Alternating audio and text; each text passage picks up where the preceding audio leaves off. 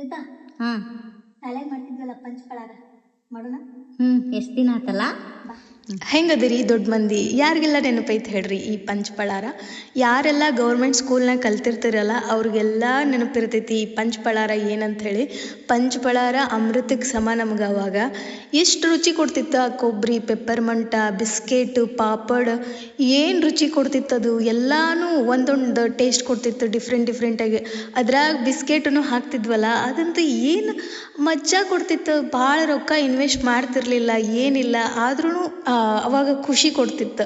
ಈಗಿನವ್ರು ಎಲ್ಲ readymade food ತಗೊಂಬರ್ದು ಕೊಡ್ತಾರೆ. ಹೌದು, ನಾವು ಇದ್ರೊಳಗೆ ರೆಡಿಮೇಡ್ ಫುಡ್ ಹಾಕ್ತಿದ್ವಿ, ಬಟ್ ನಾವೇ ಎಲ್ಲ ಮಾಡ್ತಿದ್ವಲ್ಲ. ಸೀನಿಯರ್ ಅಣ್ಣಗಳು ಅಕ್ಕಗಳೆಲ್ಲ ಸೇರಿ ಮಾಡ್ತಿದ್ರು ನಾವು ಚಿಕ್ಕವರಿದ್ದಾಗ.